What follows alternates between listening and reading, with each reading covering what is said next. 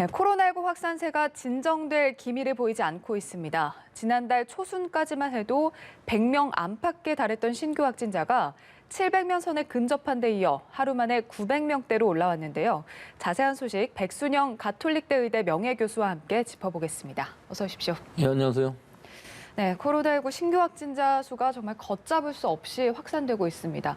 어제 0시까지만 해도 700명에 근접을 했는데 하루 사이에 확진자 수가 크게 늘어서 950명을 기록을 했거든요.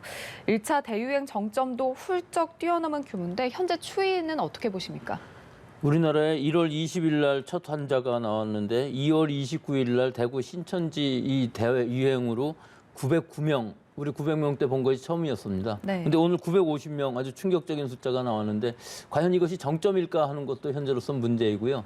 1차 대유행하고 다른 부분은 1차 때는 909명까지 갔지만 바로 통제가 되어서 사실은 그다지 길게 가지는 않아서 누적 확진자 수로 보면 그다지 많지 않은데 네. 지금 11월 말부터 지금까지 한 2주 넘어서 한 보름 사이에 거의 10,000명의 누적 확진자가 생겼기 때문에 우리 의료 체제가 감당하기 어려운 부분이 분명히 생기고 있고요. 또 한 가지는 역학조사도 여기에 따라가지 못하는 부분들이 생겨서 네. 이 숫자만의 문제가 아니라 앞으로 과연 얼마나 지나야 이것이 더 떨어질 수 있는지가 더 중요한 문제일 수가 있거든요. 네. 근데 지금 상황을 보면 이제 떨어진다 할지라도 사실 1차, 2차 유행 때처럼 이렇게 한 자리 숫자로 떨어지거나 100명대로 가거나 하기는 굉장히 어려워 보여요. 결국은 400~500명대 수준에서 우리가 얼마나 이 환자들이 사망하지 않고 또는 중증으로 가지 않게끔 피해를 최소화할 수 있느냐 하는 부분으로 방역의 우선순위가 바뀌어야 될 시점이라고 보입니다. 네, 병상하고 그리고 역학조사 문제를 거론을 해주셨는데 이 문제에 대해서 잠시 후에 짚어보도록 하고요. 일단 거리두기 격상을 했음에도 불구하고 긴장감이 좀 높아지지 않는 게 아닌가 이렇게 좀 생각이 드는 게 방역당국이 직전 주말에 수도권의 휴대폰 이동량을 분석을 해봤더니 그 직전 주보다 오히려 증가했다 이런 언급을 했습니다. 그러니까 사람들이 그 직전 주에 비해서 코로나가 늘어났음에도 불구하고 많이 이동을 했다라고 볼 수 있을 것 같은데요. 계속해서 거리두기를 격상을 하고 있지만 격상 효과가 좀 미비한 이유는 뭐라고 보십니까? 우리가 2단계로 격상을 했을 때는 11월 24일인데요. 네. 이 이후로는 한 20% 정도 이동량이 줄었어요. 근데 오히려 2.5단계로 더 강화를 했음에도 불구하고 이동량의 변화가 생기지 않고 오히려 늘어난다는 네. 의미는 결국 1년이나 되는 이 시간 동안에 우리 국민들의 피로감이, 방역에 대한 피로감이 굉장히 높아졌다는 것을 볼 수가 있는 것이고요. 또 국민들이 이 코로나19라는 자극이 계속 오다 보니까 이 자극에 대해서 좀 무뎌지는 부분들이 있어서 결국 만만해 보고 해이해지는 부분들이 생겼습니다. 또 한 가지는 마지막으로 계절적인 요인이기는 한데 네. 전 세계적으로 봤을 때 우리가 코로나19가 나온 이후로 겨울이 처음인 것이거든요. 사실 처음에 우리나라 1월에 들어왔을 때는 환자 수가 몇 명 되지 않았기 때문에 네. 이렇게까지 문제가 되지 않았지만 처음 맞는 겨울이 이렇게까지 코로나19가 많아질 거라고는 다 예상들은 했지만 우리나라도 이 정도까지 될 거라고는 사실은 생각하지 않았었는데 결국은 아직 정점이 아니고 이것이 얼마나 더 오래 갈지 아주 좀 우울한 겨울이 될 것으로 보입니다. 네.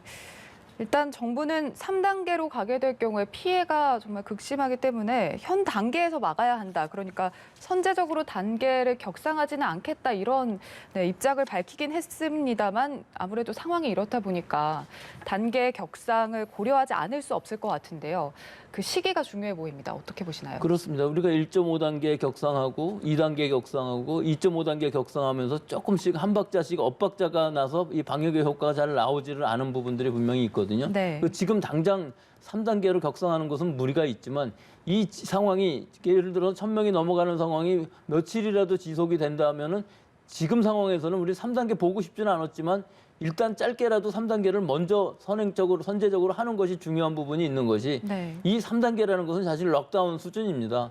하고 싶지는 않고 피해도 굉장히 크겠지만 어쩔 수 없다 그러면은 먼저 하는 것이 훨씬 더 중요한 것이지 이 상황들을 2.5단계의 이 효과가 나타나는 것을 다 기다려보고 또 한다 그러면은 그만큼 길게 갈 수밖에 없고 통제하지 못할 상황까지 갈 수밖에 없는 지금 3단계거든요. 그래서 우리가 처음에 5단계로 이 설정을 할 때에도 3단계는 아마 안 갈 것이라고 예상을 다들 했었고 네. 가능하면 가지 않아야 되는 것은 맞지만 어쩔 수 없다면은 일단 3단계를 해서 통제를 할 수 있느냐 없느냐를 결정을 해야 되는 순간이기 때문에 아마 결정하시는 분들도 어렵기는 하겠습니다만은 일단 하겠다 그러면 과감하게 좀 더 빨리 하는 것이 좋을 것으로 보입니다. 네, 더욱 확산세가 거세지기 전에 좀 선제적으로 할 필요가 있다 이렇게 말씀을 해주셨고요.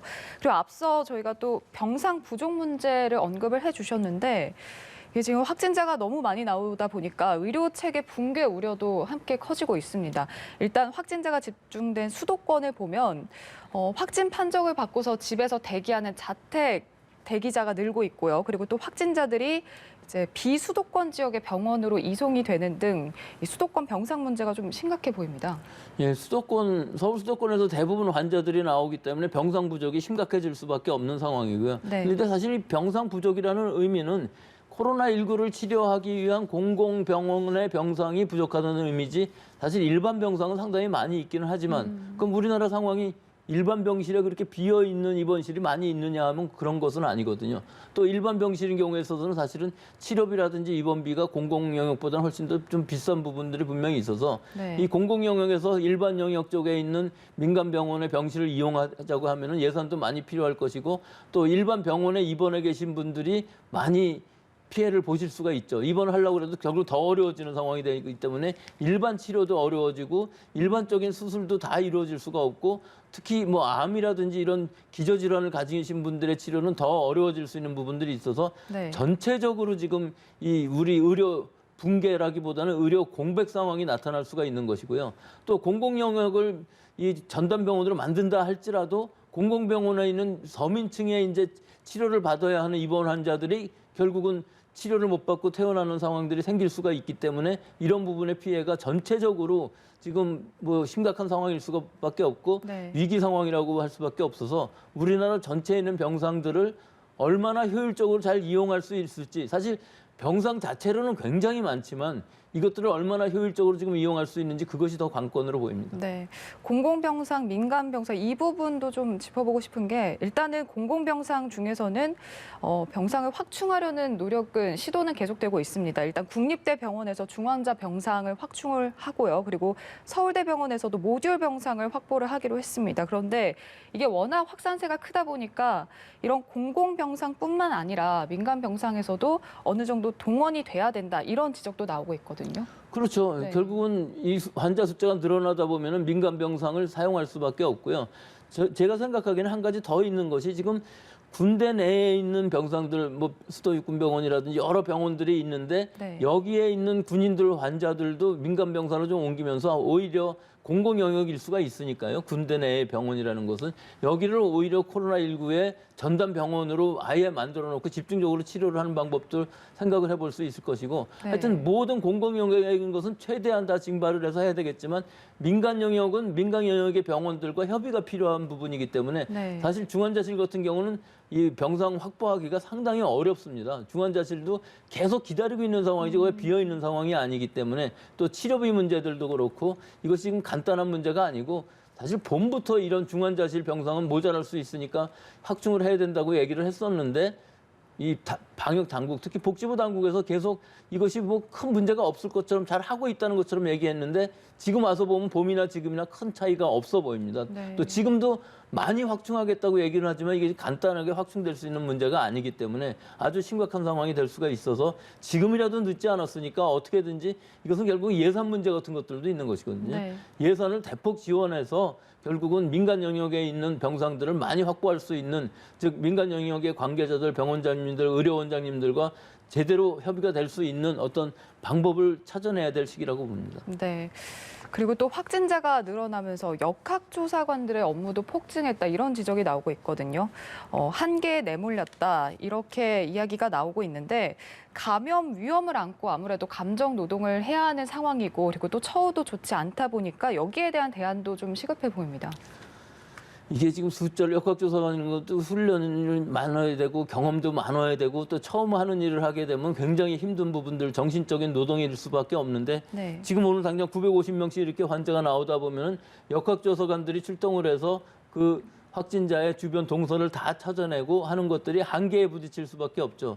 그래서 결국은 군인이라든지 경찰 이분들이 동원이 돼도 공무원까지 다 동원이 돼도 할 수 있는 일들은 사실은 역학조사관의 일을 전부 맡아서 할 수는 없는 부분들이 분명히 있거든요. 네. 그래서 좀 더 전문적인 지식을 가진 사람들이 도와준다면은 제가 생각하기에는 의과대학 학생들이 자원봉사를 해서 여기 좀 투입이 돼 갖고서 여러 가지를 도와준다면은 조금 더 전문적으로 훈련을 받아가면서 어느 정도 전문적인 일을 할 수 있을 것으로도 보이는데 지금으로 봐서는 경찰이 여러 가지 수사 여건에 의해서 뭐 GPS라든지 신용카드 조회라든지 이런 것들을 도와준다고 하더라도 또 공무원들이 여러 가지 수속 같은 것들을 사람 찾는 것들 방문하는 것들을 한다 할지라도 역학조사관 절대 수가 모자라는 것은 아마 확충이 단시간에 되지는 않을 것으로 보여서 네. 이 부분도 지금으로 봐서는 역학조사관이 사실은 감염 경로를 찾는 것도 중요한 역할인데 지금 이 상황에서 보면 감염 경로는 우선 놔두고 동선을 확보하는 것, 동선을 찾는 것도 엄청나게 많은 일이 지금 늘어났을 겁니다. 그렇기 네. 때문에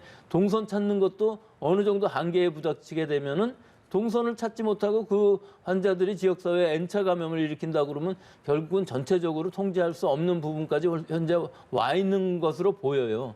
그렇기 때문에 지금 상황에서는 이 환자 수가 늘어나는 거를 역학조사만으로서 막기는 어려워 보이고 네. 역학조사에서 나오는 환자들도 물론 지금은 중요해 보입니다만 그 젊은 층들에서부터 고령층으로 가는 것들 또 고령층의 이 요양원이라든지 요양병원 같은 취약 지역에 있는 환자들이 생기지 않게끔 하는 이런 부분들의 방역의 우선순위를 좀 바꿔야 될 시기라고 봅니다. 네, 알겠습니다. 정부가 다음 주부터 3주 동안을 집중 검사 기간으로 정해서 이제 선제적 검사를 대폭 확대하겠다 이렇게 밝혔는데요. 진단 검사 대폭 확대를 하는 게 어떤 의미고 그리고 또 어떤 효과가 있을지도 궁금하거든요. 우리 지금 문제가 전국적으로 특히 서울 수도권 지역 사회에 있어서의 무증상 감염, 조용한 전파가 많다는 이야기는 증상이 전혀 없는 젊은 사람들이 진단받으러 가지 않고 진단을 받으러 가도 상당히 그 접근성이 떨어지는 부분들이 진단 검사비를 내야 되는 경우들도 있고 사람도 많이 서 있기 때문에 이것들을 많이 넓히고 대폭 신원 확인 없이 네. 휴대폰 전화번호만 갖고도 증상 없이 의무와 상관없이 받게 한다는 것인데 또 진단검사법도 세 가지 있습니다. 타액검사법도 있고 항원신속 진단키트도 있고 RT-PCR 방법도 있는데 이 방법 자체를 그 본인이 결정한다는 것은 좀 무리가 있고요. 네. 결국은 보건소나 이런 데서 지정을 해갖고서 결정하는 것이 좋아 보이고 사실 여기에 한 가지 좀 걱정이 되는 부분들이 무증상 환자들이 확진이 되는 것까지는 좋은데 실제 현실적으로 보면 무증상 환자들은 집안에 잘 있기만 하면은 감염이 더 이상 확산되지 않고 증상 없이도 낫는다는 것을 전제하는 것인데 네. 이 무증상인 젊은 사람들이 전부 확진을 받게 되면은 전부 생활치료시설인지 어디든지 가야 되고 또 확진이 됐을 때 그 동선 추적을 하게 되면은 자가격리자의 숫자도 굉장히 많이 늘어나고 이렇게 대대적으로 늘어났을 때 우리의 의료 체제는 지금도 힘든데 과연 이것을 감당할 방법이 있는 것인지 그런 부분에 대한 고려도 지금은 해야 될 상황이기 때문에 이런 부분들이 좀 우려가 더 심각해질 수도 있다고 볼 수 있습니다. 네, 알겠습니다. 그리고 또 확산세가 거세지면서 인명 피해 우려도 커지고 있거든요.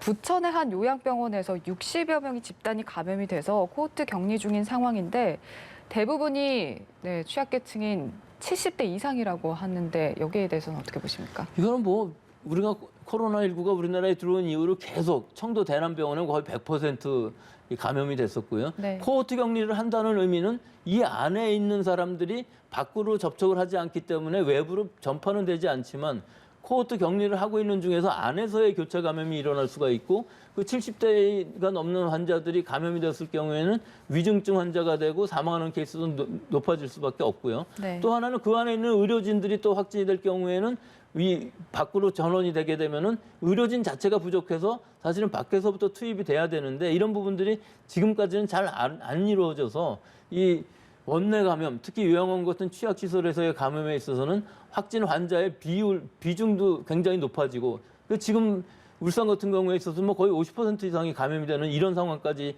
나오고 있는 상황에서 또 의료진들이 확진이 되게 되면 의료진이 모자라게 돼서 더 악화되는 상황, 또 여러 가지 물자라든지 이런 의료진 같은 것들이 계속 투입이 돼야 되는데 이런 것들이 한계가 있는 상황, 이런 것들이 굉장히 우려가 되고 앞으로도 오히려 환자를 많이 찾아내는 것보다도 오히려 이런 취약시설에 있어서의 방역을 어떻게 할 것이냐, 즉 그 안에 있어서 코호트 격리가 과연 정답이냐 하는 부분들이 굉장히 심각한 부분이 될 수가 있고 여기서의 환자는 대규모로 100명 이상씩 나오고 네. 위중증 환자도 많이 나오기 때문에 우선적으로 이 감염이 일어나지 않도록 하는 방역, 특히 예방 이것이 더 중요해 보이지만 하여튼 최대한 가능한 한 방법을 모두 다 동원을 해서 이쪽에 또 집중적으로 방역을 해야 될 시기라고 봅니다. 네, 알겠습니다. 아무쪼록 좀 방역에 신경을 써서 확산세가 더 거세지지 않았으면 좋겠습니다.